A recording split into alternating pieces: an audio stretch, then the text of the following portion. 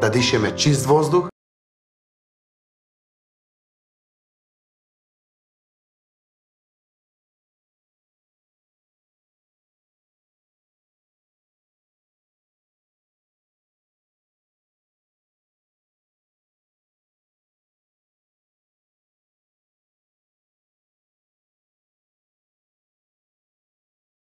...188, а во Кичево 182, во Битола пак 126 PM10 честички на метар кубен. Ке изработиме проект за редукција на емисии на штетни материи во ТЕЦ Битола и ТЕЦ Осломеј, за да ја намалиме емисијата на штетни честички во околината и да го вратиме чистиот воздух во Пелагонискиот и Кичевскиот регион, пишуваше во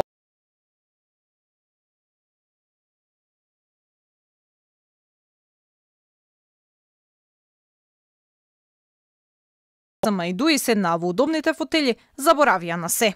5 години подоцна, од чистиот воздух останаа само празни ветувања. Екологистите велат, не се прави ништо, освен што се надеваме дека ќе има доволно струење на воздухот, па може и малку ќе се диша.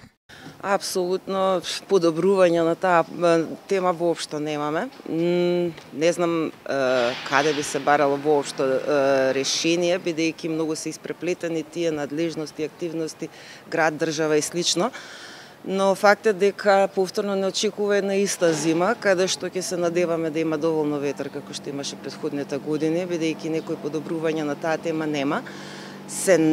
Секогаш велиме, се надеваме дека се ќе биде подобро, ќе се превземат, ќе се прифатат иницијативи, но сето тоа мислам дека треба малку побрзо да се одвива.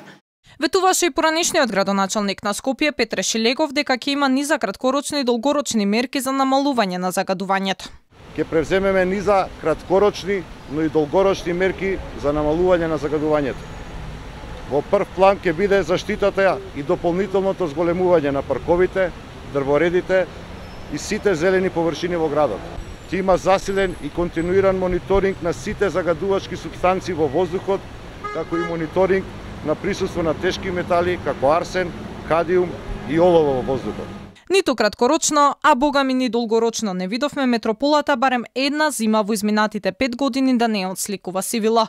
Македонија и град Скопје денеска се најдоа на 7-то место на најзагадена земја во светот по статистика на EQR, која мери загадување на воздухот во земјите на светот. Според мерните станици во државава, во Скопје синоќа беше најзагадено во Миладиновци, каде мерната станица покажа 155 PM10 честички на метар кубен, а во Лисиче пак 133 PM10 честички на метар кубен. Минатата година во ноември пак Скопје се најде на листата меѓу 5 најзагадени градови во светот. Позагадено беше во Индија, а за време на пандемијата дури и беа намалени финансиските средства во државната каса за справување со загадувањето. Во состојба на пандемија со коронавирус, граѓаните алармираа да се преземе нешто, а ниту по 2 години од како почна пандемијата не се измена ништо, а во 2022 градоначалникот на Скопје, ексклузивно за камерата на Алфа, сакаше да тврди дека не е загадено.